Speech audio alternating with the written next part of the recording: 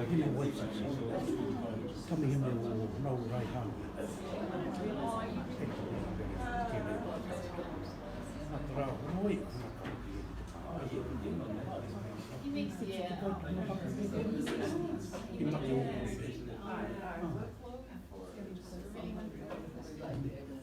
Really cool.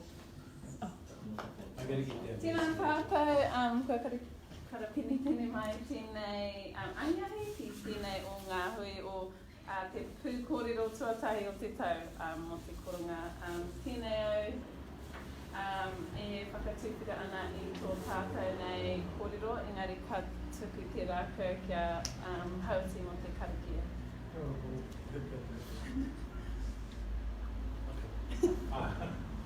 Ai runga nei au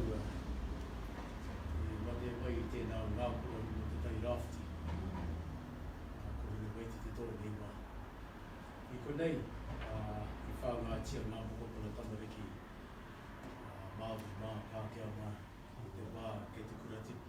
Kura something, kura what? Kura ako, something around education department, yeah. Tēnei rā. Ko tōru rā ia I heke atu ki te tai rāwhiti ki te mātakita ki te tai rere atu rere mai. Rere te ki mate mai. Mai toko, mai rā.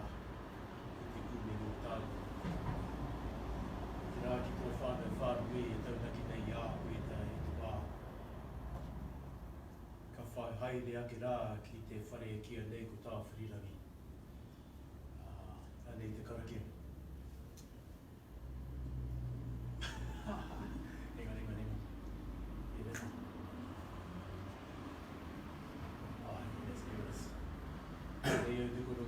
Nau wea tua tuku e nei tau pira ki e nei pēr. Ko ake nei au e te tatau o tau whare ko te rangi kaupapa tatau tāwhiri rangi e te puto kaupapa. E paua tutaki ni tau nui I tau wata mai o whare ko me kapi kapi tō aro ka te ngā tata me ngā e re te tataki nei whare ko i nei.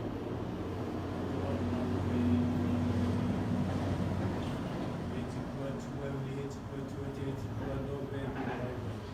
E kua e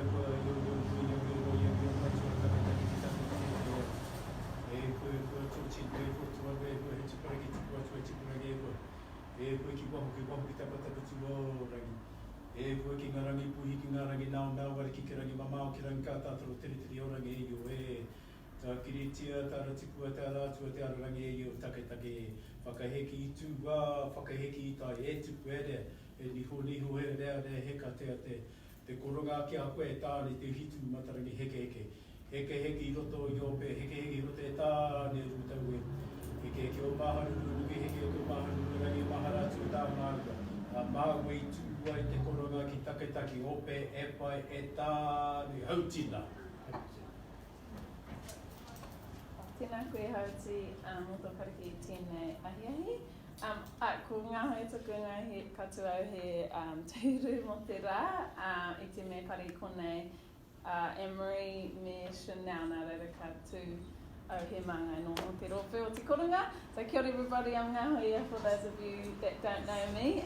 But I'm just stepping in today as the chair because Chanel and Emery are both away on different kaupapa today. So today we have 3 speakers and we've also got our live stream going on to our Te Koronga Facebook page. So kia ora te iwi that are tuning in via Facebook.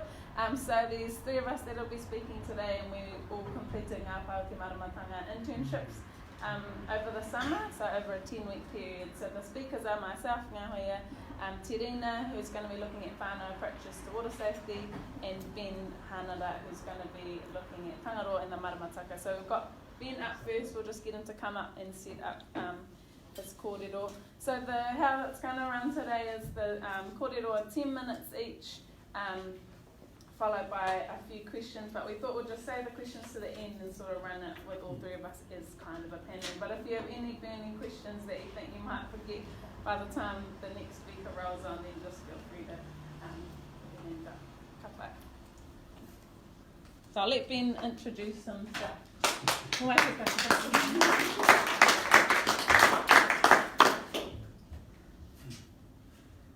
Okay, Kia ora whānau. Yeah, so I'm presenting my mahi over the summer for that I've done from Ngā Pae, to Māramatanga.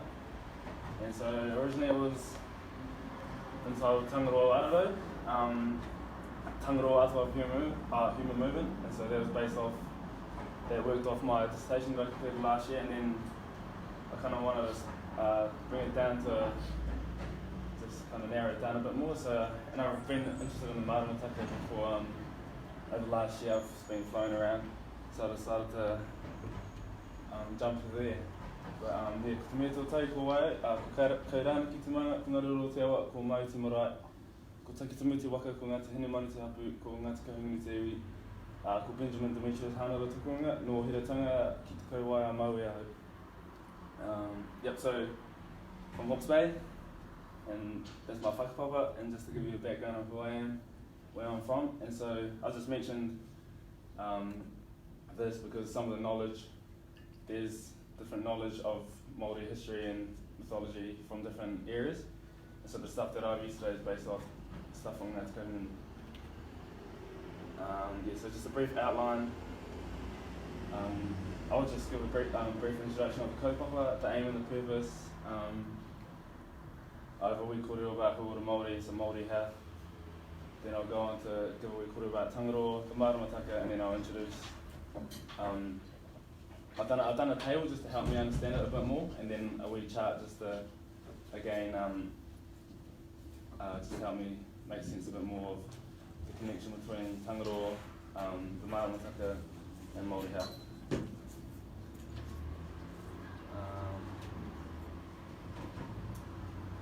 Cool, so yeah, we have Tangaroa, the atua of the oceans, seas and the tides. We have the Maramataka, the Māori lunar calendar, and then we have hauora Māori, and the purpose of this was to enhance Māori health through the use of Tangaroa and Maramataka. So yeah, what is Māori health? This is a question that I assume many of you have pondered over your years at university and the academic sector. Although general well-being of a person is considered a critical component of Māori health, it is also about the health of the Māori culture, rather than alongside the health of an individual. So this includes the traditions, the knowledge, the language, and the people. So this gives rise to the cultural philosophy of hauora Māori existing as a multi-dimensional concept of separate components which each play a pivotal role in the overall hauora. And so yeah, Mason Jerry developed and successfully pierced the world of with a Māori perspective on health with Te Wharatapawhā. And so yeah, that just gave rise to the four components crucial to health, which is your taha wairua, taha tinana, taha hinengaro, and taha whānau. And so these all inspired development of more health models that take a Māori perspective and engage with that Māori philosophy. And these are Te Pai Mai Tonga, Te Whike, and then one I developed maybe last year or 2 years ago, Te Waimā Tūturu. And so I've used that in a few of my research just to acknowledge the presence of wai, water, and Tangaroa. And so this is it, just a brief outline of what it is. Te Waimā Tūturu, it's a health model based on water, for the promotion of water as a drink of choice, which was the initial proposed thought of this. And it quickly turned into an overall concept of how water can be used to influence health. So we have your waki waka, which is the droplet that's yet to enter the water, and that's the external environmental influence that we have on maintaining the health of our water and the quality. You have your waikirunga, which is the droplet that connects to the water, and that's been able to be physically active on and within water. So that's the physical component. We have our waikiroto, which is, I guess, the reflection you can see in the water, and so that's reflective of who we are, the waters that run through us, as well as the waters we identify for our rohe. And we have waikiraro, which is the waters within and within the waters. So the waters within our bodies, the waters within our soil, which nourish our plants and our crops, and then within waters the Kamoan aspect. So this just represents the nutrition side. So moving on to Tangaroa. It's understood that there are several narratives told of Tangaroa. One of them coming from Ngā Nui was the one where he is the son of Ranginui and Papatuanuku. So Tangaroa whakamautai, this is where I guess I kind of engage with the Maramataka, where Tangaroa whakamautai, Tangaroa to grab a hold of the tides, whakamautai. And that was one of the main reasons I wanted to include the Maramataka, because there is a spiritual and a physical relationship between Tangaroa and the Maramataka. And so, just some background.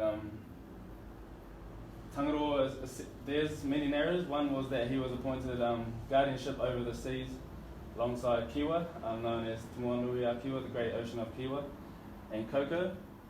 And I haven't got too much knowledge on Koko, but from what I understand, that he is he's a descendant, or he's ancestor of many of the animals that live in the ocean, such as shellfish and stuff like that.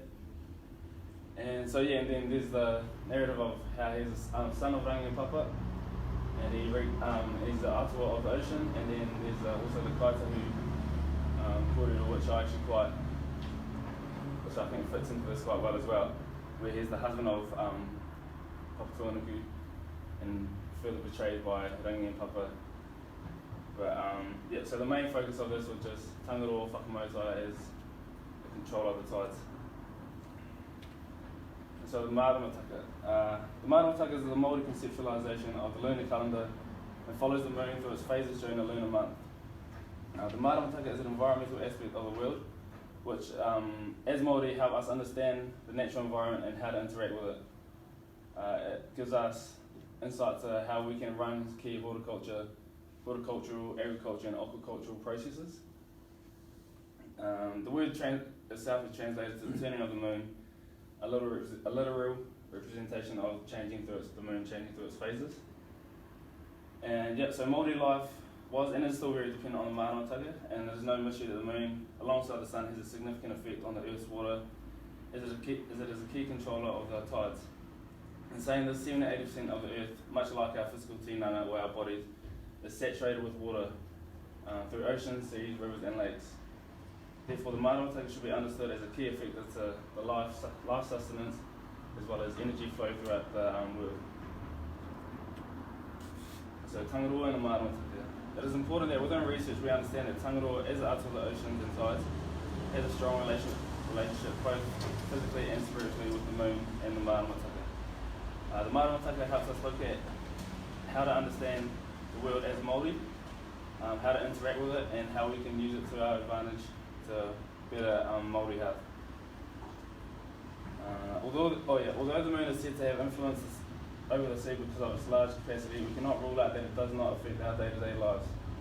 The following is a table that I put together where I've drawn understanding from the Maramataka as well as some Western research that I've been looking at for the moon and its physiological and psychological effects. So you can't see it very well actually. But I think today is Tidia. Tidia? Oh, Tidia. Yep. And so on here we have, on Tidia it says, the environmental effects from the Maramataka is that it's reasonable for crayfishing. Go crayfishing today, I reckon.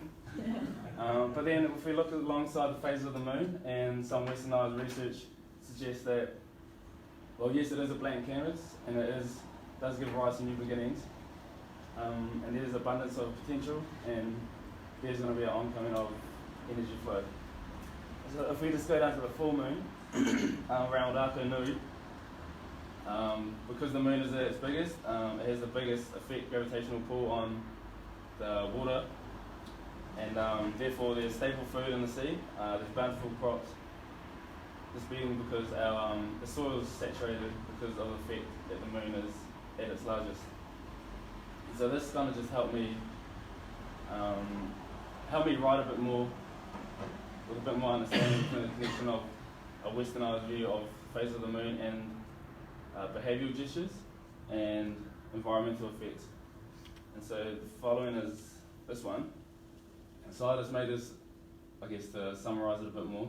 But on the outside we have that's your environmental effects. And then the inside charts, they're all the days of the Maramataka, and then you can see the moon aligning with each phase. And then on the inside is the behavioural gestures, and many of them talk about the distribution of energy due to the density of water running through the earth. And so again, this was just another one that I like to use, and it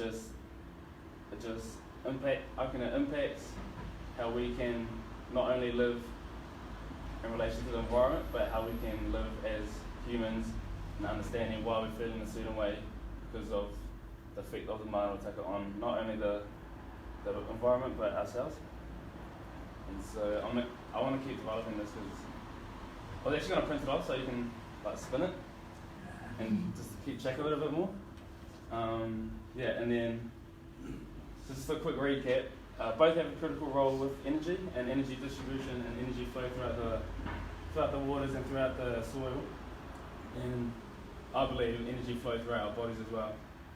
They both influence interaction with the environment, whether you're out on the water, whether you're in the water diving, whether you're planting. Tangaroa and his domain is going to be affected by the Maramataka, and the Maramataka is how our Māori, constructed a way of living. So therefore, that influences our environment and our interaction with it.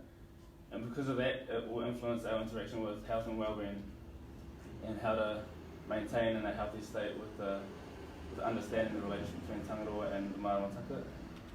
And so this is just the wee whakatauki that I developed last year. And it just says, Mā te tai o Tangaroa ka whakapiki te tangata mā te mauri o te wai, ka ora te iwi. So that just means by the tides of Tangaroa we move, and by the mauri of the water we live.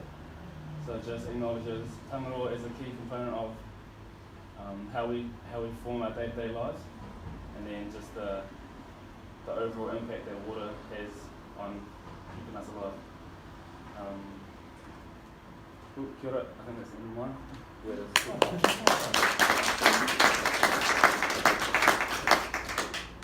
Ka pai, ngā mihi kia koe, Ben.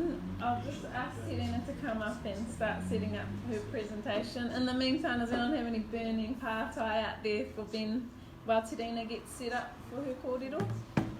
That's whakatauki. Did you propose that yourself? Yep. Oh, ka pai. So just burning questions. I've got a burning one. So Papa Tūnuku had many wives. Just like we had many wives. So East Coast, if you have a look at the East Coast Kōrero, where she comes from, you'll find that Papa Tūnuku was married to Tangaroa. Yeah. Remember that doesn't come from here. So Tau comes from the East Coast as well too. He married Haumaru. They call her Hanara. Yeah, and they had many husbands and wives, so the 70 is more than the 70, there's tons of them. Yeah, so they all back plus. So what we missed in all that narrative was all the tāpui kura, for example, all the wahine, tons of them from where you come from. So that would be a question, sorry. Yeah, and fish, we have Maramataka for our fish as well too, and for certain species of fish, but also for fishing as well too. You going to take this any further in your masters or? I'm going to include some of it in it, yeah. Are you going to look at that at Hanara thing? Yeah. Taking that one? Yeah, what? Or is that your master's? What one's that? In Hawaii. Oh, yeah, it'll be my master's stuff, but I'll probably include some of it because it's going to definitely come through. Yeah. Ka pai. Now we have Terina. Kia ora whānau, ko aio, ko Tangaroa ngā Pae ko Otaki te awa, ko Tainei te Waka, ko Ngāti Rau kaua te iwi, ko Ngāti Kapamano Whiti te hapu, ko te Pauataine te marae, ko Hoturoa te tangata, ko Terina Raureti tōku ingoa, no Otaki aha. Kia ora, I'm Terina, and I alongside these two, did an internship with Ngā Pae to Maramatanga that was focused on whānau connections and water safety. So this has stemmed from my love of water. I grew up a competitive swimmer surf lifesaver, so I always thought that that was what safety was, but after kind of doing all the research in my undergrad, postgrad and masters, I kind of developed an understanding of our own unique connection as Māori to the water, but also as Raureti to the water. You've heard a bit about Tangaroa from Benja's Pukorero and how there's different stories about him, and so there was the one about which our family come from, which is the Rangi and Papa, and how Tangaroa was a son of Rangi and Papa. And then there's also like the Ngātahi connection where they see him as a husband of Rangi and Papa. No, husband of Papa Tuanaku. And so as the first husband of Papa Tuanaku. And so that's kind of just like an example of how different whānau will have these different understandings of the water environment and have their own different ways of engaging and interacting with their own waterways. That's kind of what I looked at. So how I did this was through, I helped out with this Tū Mai Ora program out in Kaititanu, the Waiora hauora program, and this was basically about connecting rangatahi to pepehau through Waka paddling. So what we did was we got about, I think there were about 10 to 12 in each group that came out, and they came out on a 6-week program, and it was just focused on Māori from kids around the Otago region to give them a place to come and learn about being Māori, learn about themselves and give them a space to be Māori and learn in a way that makes sense to them. And so the concepts that kind of came up through this kaupapa were like the use of pepehau and understanding your own pepehau, pūrākau, like understanding your own whānau pūrākau, the concept of whanaungatanga, so just the building of relationships, kaitiakitanga, karakia, and then like finally the actual physical engagement with our whakapapa. And so first concept is, oh my god, that one, is pepehau, and so I've just written up my pepehau, which is what I said at the start.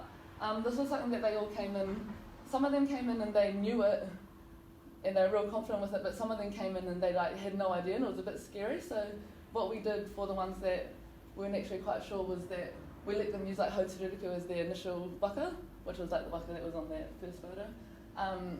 And so we encouraged them to go home and learn it because we didn't feel like it was our place really to teach them about themselves, but it was like a place for them to feel comfortable to learn about it and then also start the conversation with their whānau about their own pepehau, like who they are, their mountain, their awa, like their riverways, their waka, then how their family got to New Zealand and how, everything really. But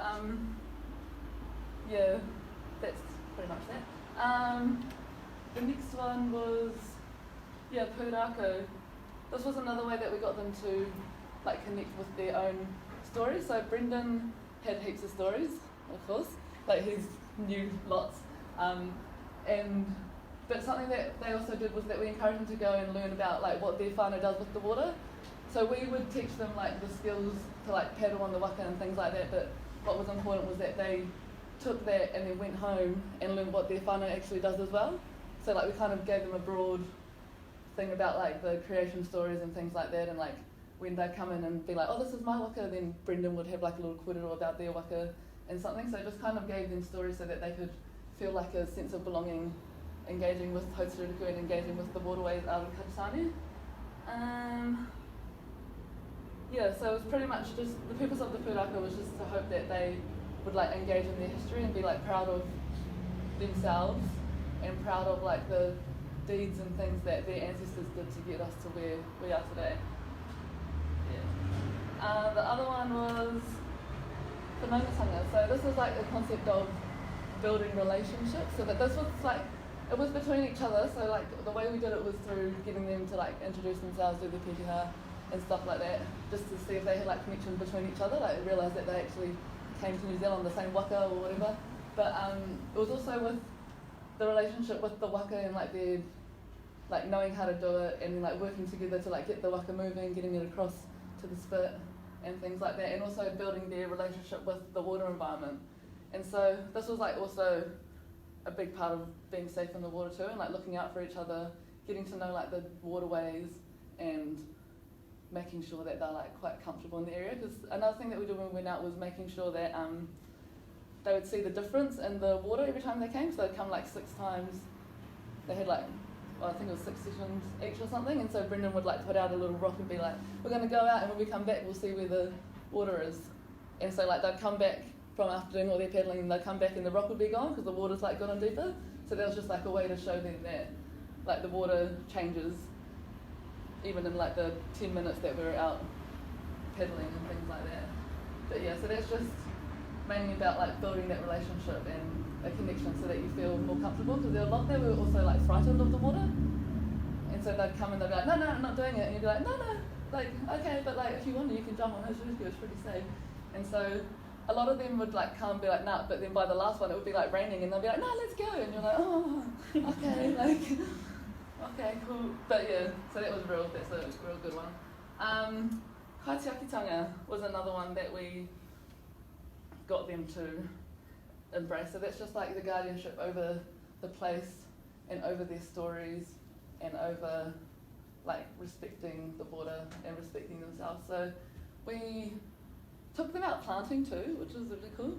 So we got them like in the Waka, we'd put like plants in the Waka and take them over and get them to plant a little tree, like a native tree. And so that was like their way of feeling like a connection to the place, like physically, but also taught them about like respecting the environment and things like that, and the importance of like respecting the water environment and making sure that they're looking after it so that it's still there for like future generations. And so they were kind of encouraged to like learn their stories and then look after their stories, look after the water, so that hopefully future generations they can pass on the same knowledge and the stories will keep flowing. The next one, karakia was a real massive one too. So we'd teach them the karakia that we use out with Hautiruriku, and we did this through like, sometimes it was through actions, just to help them understand it a bit more, so we'd get them to make up the actions. And then we'd go down to the water and we'd do it before we got on the Waka, so just so that they felt that connection to the water, and so that it was like kind of like a call to Tangaroa and to our ancestors, just to like let them know that we're like in their presence. And it's also just like another form of keeping safe on the water, respecting the water and things like that. But and this one is the final. This is the final part, and this just talks about like the actual physical engagement with whakapapa, because like a big thing is that we can get up here and talk about our pepeha and say things like that's our maunga and stuff, but like there's also another element when it comes to actually physically engaging with it and like physically getting in your awa, in your waka, and like up your maunga and things like that. And so this was kind of just a program to help rangatahi like start building that connection, and through Waka is the easiest way for her because they have a little Waka there for them to get on, which is me. And just to like develop their skills on the Waka, to like paddle like how their ancestors did, to get that connection with the water like our ancestors did, and so that you can just feel the sense of connection to the water in a way that makes sense to your like whānau as well, and not just Māori as abroad. But yeah, so it was a lot of learning about safety, a lot of fun, and yeah, I think that's me.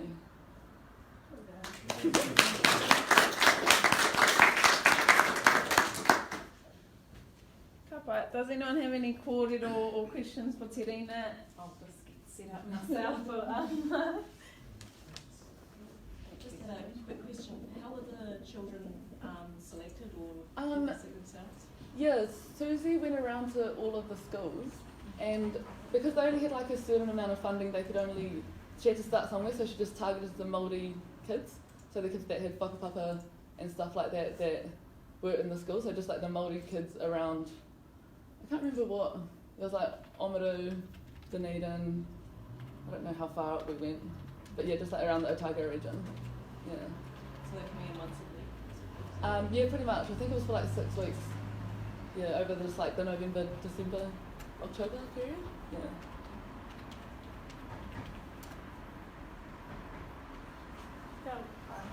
Thank you, Terina.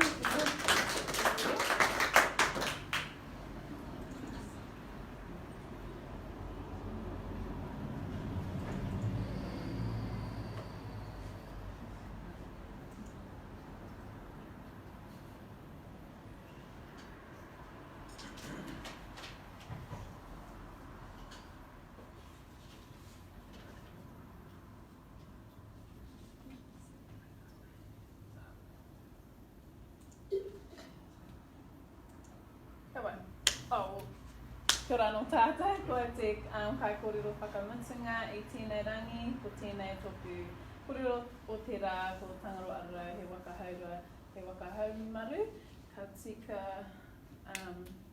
me te mata I tēnei, ko tōku pepeha, ko horaita tōra, tai rāwhiti ngā waka, ko maunga haumi, ahi titi, puke hāpopo, te rau te papa ngā maunga, ko waipao, waihirere, wai omoko, waihau ngā awa, ko te atanga mahaki, ngā te korau, ngā te hako, ngā iwi, ki ngā te wāhia, ngā te kōhuru, ngā te konohi, ngā hapu, ko parahi manahi, whangara, tirohia ngā mara, ko Ngahuia.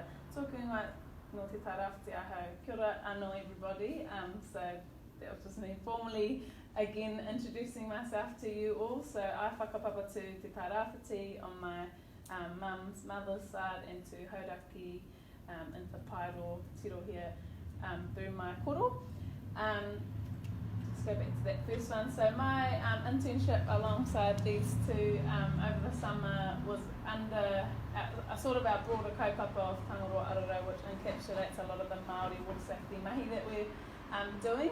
And he waka Hourua, he waka Haumaru. So my specific kaupapa for this internship was looking at waka Hourua, so double hulled sailing waka, which is what is in the picture. That's Parawhiti waka, so that's a waka that I literally whakapapa back to and was launched in 2017. We sailed her home, and so that's a photo of us sailing into the Gisborne harbour, bringing our waka home.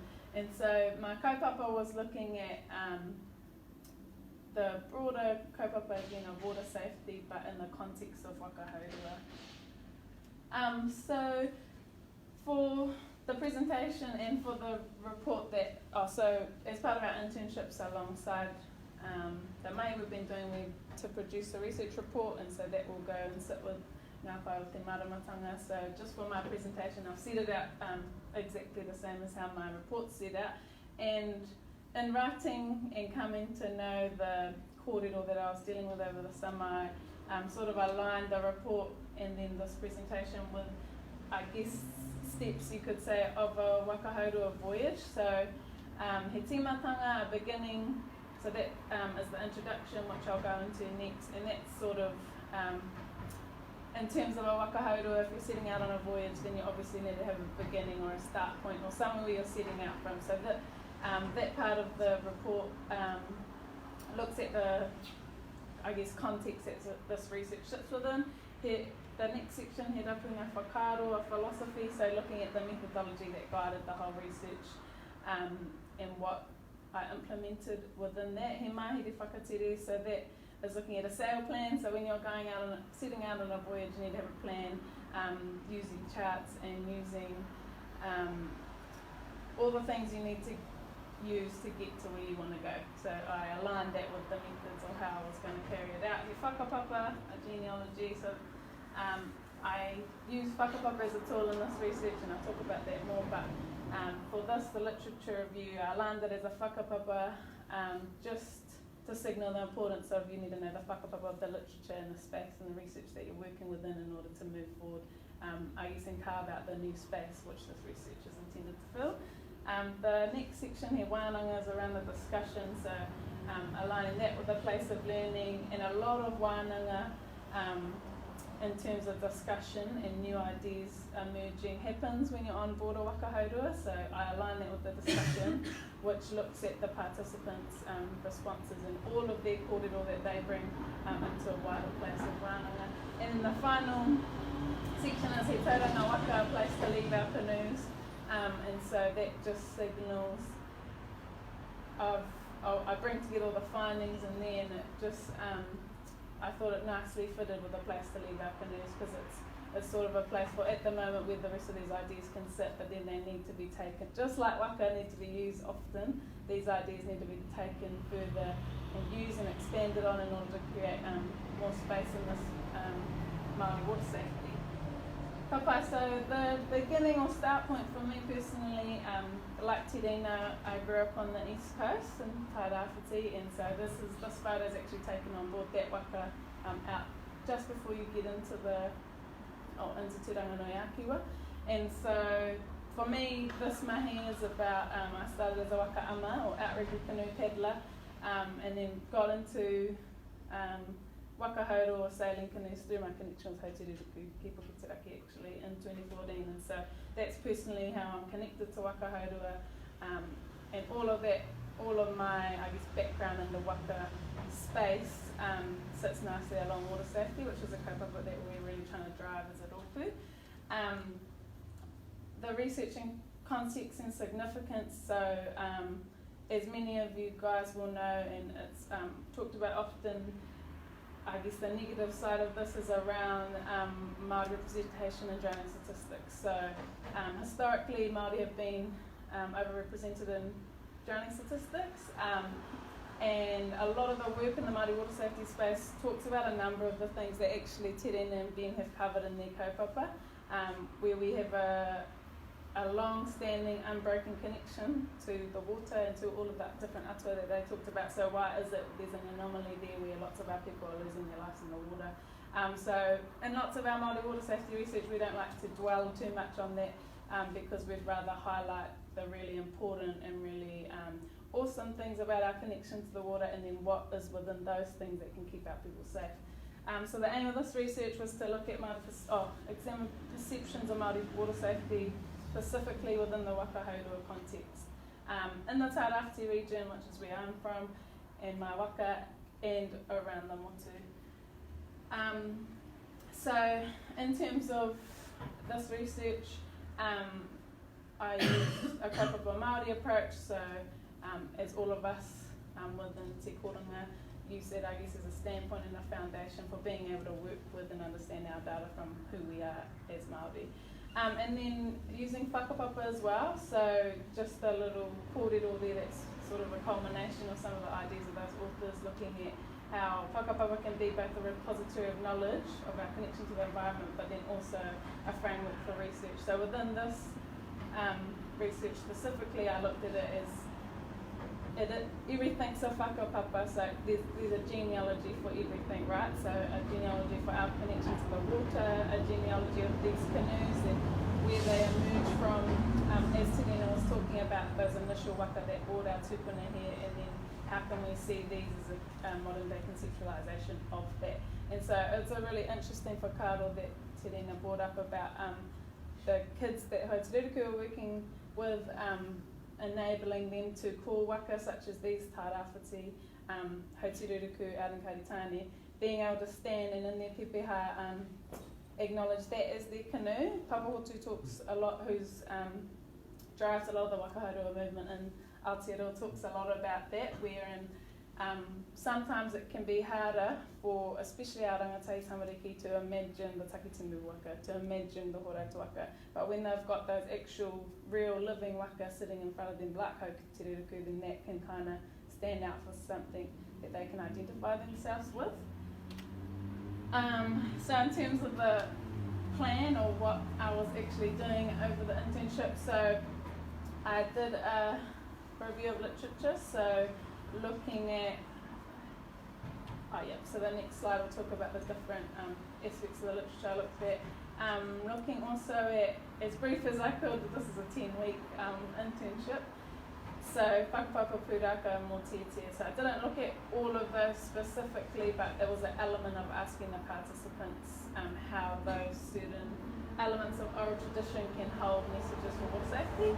So the actual doing, the sailing, I guess, was I put out a survey to the waka hauora community. So here in Aotearoa we have a number of waka hauora operating largely in the North Island.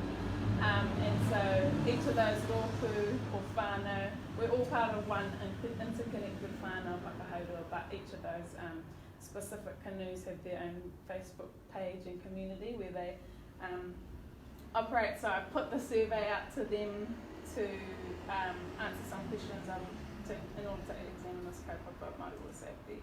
Yeah, so in order to do that, we completed our Category B ethics through the university. There were 6 short answer questions around this kaupapa, and then there was 35 people that participated, but 25 usable surveys. So in terms of the genealogy, I guess, of literature, I looked first of all at water safety broadly, and I think upon reflection now I've got quite a lot of information there, and I think the reoccurring theme, I guess, just shows that there's really, really limited both Indigenous and Māori understandings of the water within that literature. So in New Zealand as well, it's sort of water safety is the concept's quite not really well defined. It sort of breaks up into strands. So within that one, I looked at drowning prevention, water confidence, and swimming ability. And so, yeah, I think that was from looking into that, the water safety, I guess, more broadly, it just sort of highlighted the fact that in a lot of that kōrero, the Māori and Indigenous voices are missing. So that brings us into the kaupapa we're looking at now, which is Māori water safety. And so within this space, it's again quite under-researched in Aotearoa. Many of you guys will know Chanel Phillips, so she's just completed her PhD at looking at different perspectives of Māori water safety, and that's perhaps the most, I guess, in-depth and groundbreaking probably in Māori water safety, because just in the past there hasn't been really anybody writing about Māori water safety. So there's a few authors to draw on, but yeah, largely it's a really under-researched area. But in saying that, there's a lot of kōrero around our creation narratives and our whakapapa that both Ben and Terina have talked about that I guess shape our understanding of Māori water safety anyway, so we can draw on those different narratives in that whakapapa to look at this. So then looking at Waka and Waka Hourua as well, so looking both at, I guess, our ancient histories around the Waka that brought our people here to this place, and then the re-emergence of Waka Hourua in Aotearoa from, like, I guess, the 70s onwards, from the work of a really committed small group of people to re-energise and invigorate the movement in Aotearoa. So into the wānanga space of it, I guess. So I asked my participants, what is Māori water safety to you? And so this is a word cloud, or it's a word koru, that sort of brings together a lot of the whakaaro that came out around that, and it might be a little hard to see, but these are kind of cool, interesting ways to be able to show. I can't talk about everybody's comments in the report, so it's a cool way to sort of show the key ideas that have come up. And so a lot of people talk about, you can see Tangaroa in the top koru is quite pronounced there, around tikanga, around karakia, around wai, and there's lots of other different little kupu in there, which is just really well represented, I guess, through that. So these are a couple of the responses around what people thought Māori water safety is. So again, the key sort of things that came out of this section were around adhering to kawa and tikanga of our atua, which these two before me have talked about a bit, ensuring we're in tune and connected with the natural elements and working in accordance to nature. And then another quote there, looking at karakia, before and after sailing, making sure everything's right to sail, making sure we can take care of ourselves, making sure the canoe's ready and everybody's ready to sail. The sail plan, like I talked about, is perfect, the waka's perfect, the crew's solid, and the captain has the support of his or her crew. So even just, I guess, encapsulated within those two quotes, you can see that from, in the context of Waka Hourua, Māori water safety means a number of things to these kaimoana, to these sailors. And I think what's really interesting to me is if specifically here we're looking at Māori water safety, but if we were to ask the same question perhaps to a group of fishermen or boaties, I think we'd get a really different response as to what they think being safe is. So I think what's come out of that area for me was just, the real beauty in the kōrero of actually, a lot of it's about humbling ourselves to the environment and to those different atua that have been talked about, to actually ask, is it okay to come out into your space? Is everything all good with our waka? Have we got everything squared away? And so, for me it just brought up lots of different elements of what really makes up this thing called Māori water safety. The next kōrero that I looked at with the participants was around connection to the waka and to the water. And so because in my previous research I did masters alongside Hauteruriku looking at connection to waka into the ocean for health and wellbeing, and so I came into this already having a knowledge of that a lot of our waka whānau specifically align being connected to the waka and to the wae or to the ocean environment is not isolated from their health and wellbeing, and so this was a really cool way to be able to understand how actually beyond this thing of water safety, whānau actually wanted to connect to the waka as part of the identity. For all those reasons I talked about earlier in terms of acknowledging a waka when you get up to introduce yourself. So again, within the word cloud, there's a number of different kupu, and I actually just realised today that even like around this outer ring of the image here, there's lots of different cool ideas on what people thought about being connected to the waka meant for them. So as I said, a lot of it was around connecting to ancestors, connecting to atua, living and breathing their whakapapa, being able to be out on the realm of Tangaroa, and just really aligning with their identity and who they were. So another element of this is looking at oral traditions and how they can hold messages and precedents for safety when we're out on the water. So specifically, these two are both from Raureti, but the top one's talking about the Hourua waka, and so within the report of analyse and just finishing analysing a pātere from about the Hourua waka, so that's one of my canoes I whakapapa back to, and there's it's been said always differing narratives on how the things happened, but one of the kōrero about the Hourua waka is that it came over from Hawaii carrying kumara, and when they came to Ahuahu or Great Mercury Island, there's a story that one of the crew people on board the Hourua brought aruhe or fern root on board, and the waka was already carrying kumara, and so because of the tapu and no elements of those two, the kumara and the fern root, they weren't meant to be mixed with one another.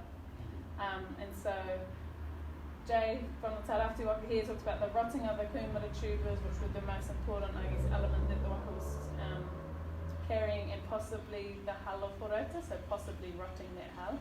And so this person that brought that on board was called Kanoa, and so there's a pātere alongside this kōrero where the waka comes and it crashes in the Ohiwa harbour, and so one of the kōrero is that she was thrown off the canoe for doing this, and that she tried to grab onto the hull of the canoe and cause it to crash. And then from there, there's a whole lot of other events that happened, but basically Pawa, who was the kaihautu or the captain of that waka, went up into the mountain range in search of new rākau or wood to fix the canoe, and that is why from the beginning of my pepeha maunga haumi, that's our maunga for our iwi, and that is named that because one of the parts of the waka that was broken was the haumi of the canoe, which is just a middle piece that joins the two sides of a hull together.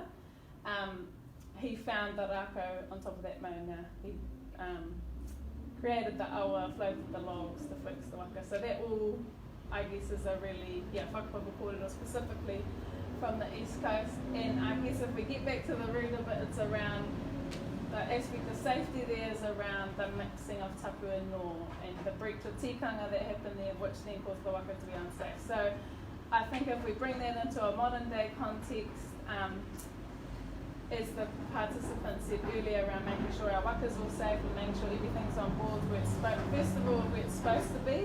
For anyone that's been on these canoes or seen them, space is a luxury, so you want to make sure everything that you're taking on board is meant to be there, and also you don't want to bring any both physical, like tangibly bad items, I guess, if we can align it with like bad things, bad kai, drugs, alcohol, any of that.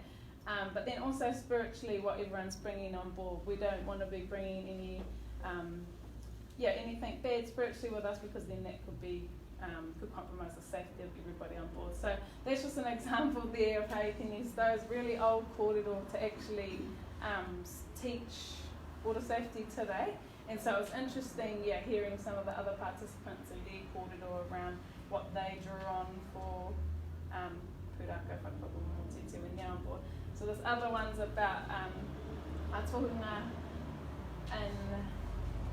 in Te Tairāwhiti, and Richard's talking there about that he became a taniwha and now inhabits the Waipawa, which is our awa, and so he's now a kaitiaki, and so he's someone, and there's a number of kaitiaki along or in our bay there, and so Richard's talking about if you get into trouble you can call on them for help, and so this is lots of this is aligned to Tairāwhiti because that's the waka and place that I'm from, but again it just shows there how you can use when you're on board the canoe, say you've got rangatahi with you, you can say, oh, did you guys know that there's a taniwha that resides here, his name is da. So you're actually using that waka then as the vehicle to be able to get these guys to understand a bit more about the environment there. So the final one, or I guess part of the survey, was around wakahauru and drowning prevention. You guys can't really see that one there, but another thing I was interested in is to get from our kaimoana community around how then could wakahauru be used in drowning prevention. If we look at the numbers, which are decreasing but very slowly, of our whānau getting into trouble in the water, how can we use these waka as a way to counteract that? And so a lot of the whānau here drew on the kōrero again from what their ideas of Māori water safety are, which are really extremely tied to the waka. And so a lot of it's about awareness, and so when you're out there on the waka, these canoes have engines on board, but we're mostly under sail for the most part of when you're sailing, and so it's really, really down to the awareness of being in tune with the environment, of understanding those different wind flows, the swell, listening to your crew, being one with your crew, and so lots of the whakaaro from the participants there was that actually could be a really good vehicle and powerful tool for whānau to not only feel connected within themselves and know a bit more about who they are, but actually have a really good understanding of water safety and how why it's important, but in a safe manner. So this is Haunui Waka, and I must credit Te Kawarau for these beautiful pictures, but so this is Haunui Waka last year on their return leg from Norfolk Island. So they sailed to Norfolk Island on this waka and using traditional navigation, and then this is the waka on the way back. And I think for me, which I talk about in the beginning of the report, is around the first time I sailed was on this waka, Haunui, and it was a 5-day lead from Raureti, just a Littleton, to Gizzy, where I'm from. And from what I can recall of that voyage is just that the inherent sense of safety that I felt, and that was my longest time out on the water away from land. And I think a lot of that is down to the whakapapa, the wairua that I was feeling on that trip. And so when you're on there and you're really connected, then there's sort of a sense of really no need to feel unsafe, because you've got these layers upon layers of things that will protect you. So in that sense, we can really look to wakahauru to use it as a tool for drowning prevention. So the final wrap up, let's say, but guys, business is looking at those things that I've talked about. So around water safety, the key things that came out were looking at tikanga, kawa, connections with atu environment, so practices and awareness were the main things that the whānau outlined as what Māori water safety means to them. How those oral traditions can be used to preserve and transmit messages of safety, but then also new ones can be created, not only to remember and preserve different events that are happening, but even just to celebrate the Waka and the sailing culture. So we were lucky on our Tairāwhiti voyage to create a waiata for our Waka, and so now that waiata's going to carry on, and it's going to come from that first voyage that we did home, and that waiata carries a lot of the names of the tūpuna waka that we get. I guess we're literally sailing in the wake of. So that's just another way, and this research showed that we can use those oral traditions in that way. And then finally, like I've talked about at length, Pukorero can be a vehicle to promote water safety through tikanga, whakapapa, and safe practices aboard. That's a whānau.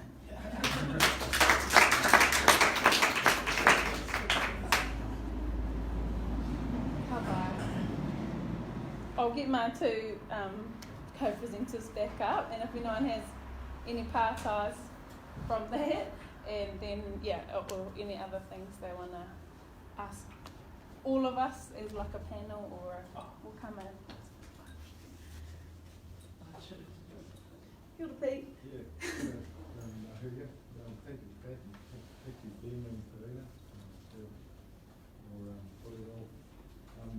So when we're looking at drowning statistics, we sort of see it in some people may see it in a deficit sort of way compared to the Pākehā population, but has there been any sort of research done related to the amount of time we probably spend accessing traditional food sources?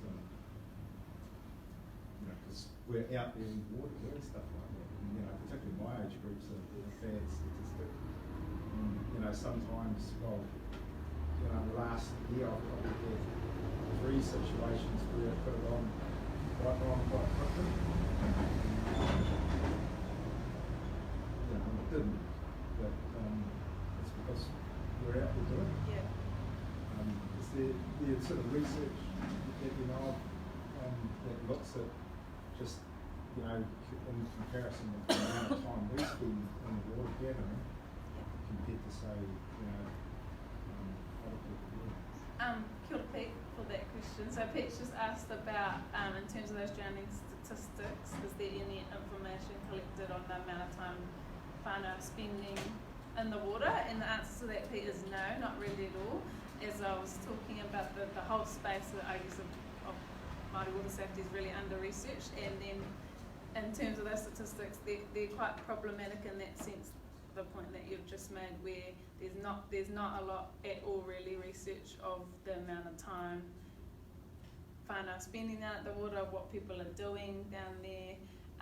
So all of that really does need to be further looked into. And so on our side, we've got new soon to be Dr. Chanel Phillips, so her kaupapa was a lot around that, and so we're hoping to with a bit more funding as well, we can work alongside Water Safety New Zealand to sort of get to the heart of some of those things. So we're working on a national Māori water safety strategy, and within that, one of their key sort of pillars is around research and getting more information around that.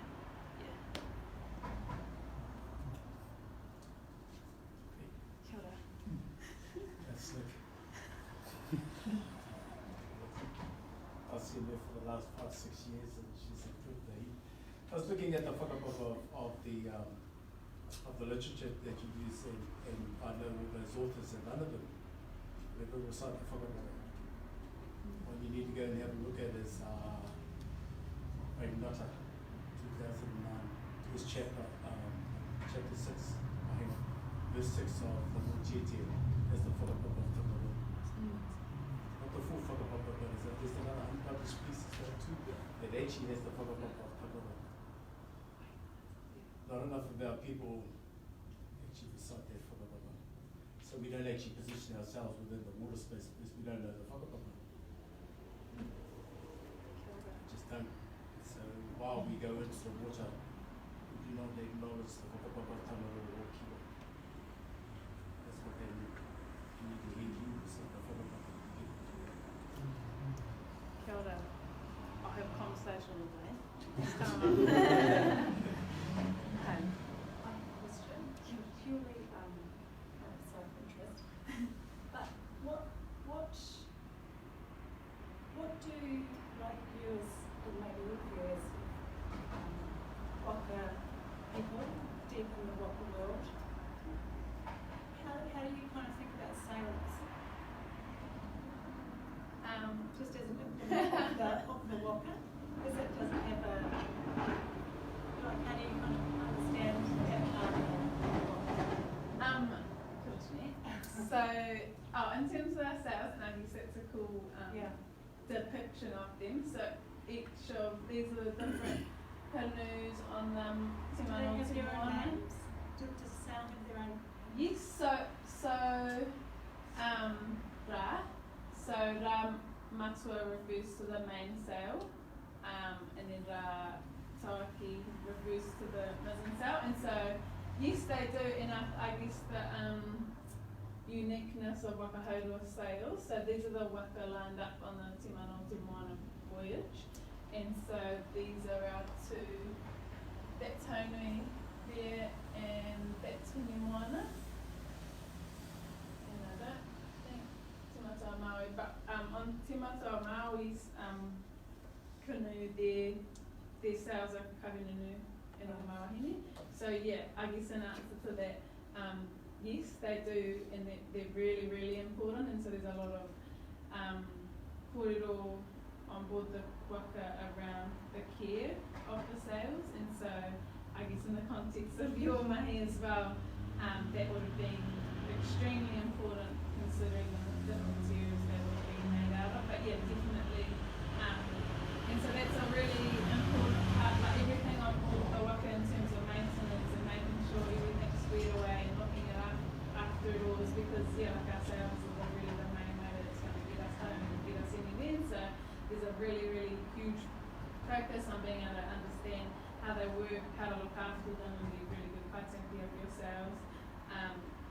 And then, yeah, I guess for us uniquely, especially in terms of Te Mata, where their sails are specifically named after those tūpuna on our waka, there's a kōrero around the pari and then the seven-pointed stars. And so I guess as opposed to like maybe a normal like sailing yacht, there's a lot more, again, whakapapa attached to the sails and yeah, their use and how we should look after them.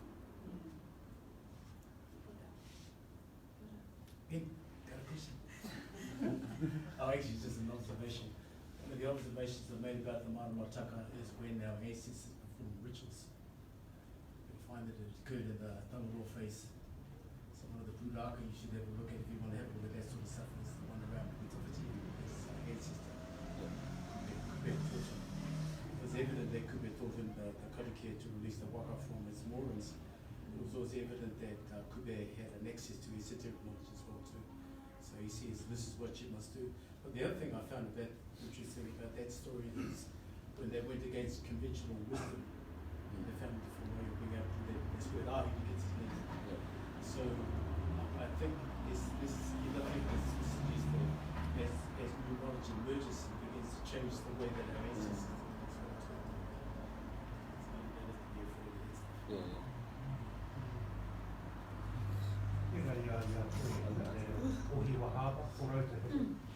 That rock is still there, and every waka that went into the he would hit that rock and got damaged.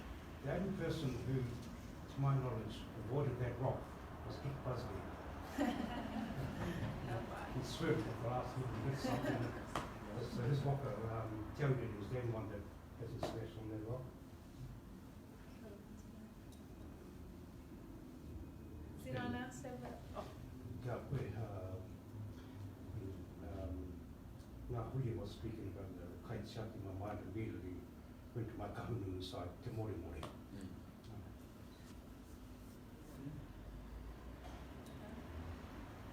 that the full name? Ah, he was got the wrong name. The sharp.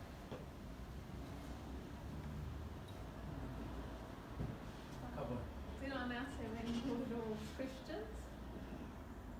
No, I'd just like to thank the three of you.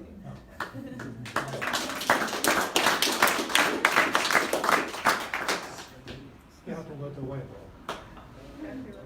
Oh, ka pai, nō reira, ai, tēnei te mihi nui kia koutou kua hana mai tēnei ahi ki te whakarongo, ki te wānanga I nei momo rangahau.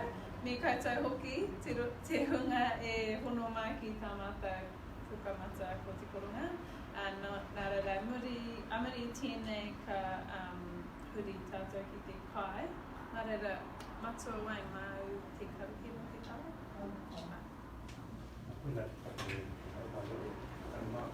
Ai, ai. He tēnei kia te rei tāts mui o tēnei hākari o mō mātou. Tū Mai Ora o ngā Pukorero ki ngā kai mo ngā hukari ngā hei te Tū Mai Ora kai. Whānau he hoki mātou rei te tau o tōra o you guys ki tō tātou ariki. Amen. Thank you, everybody. Help yourself to kai. Feel free to come and have a kōrero, and thank you. How hot is it? Oh my God, sorry.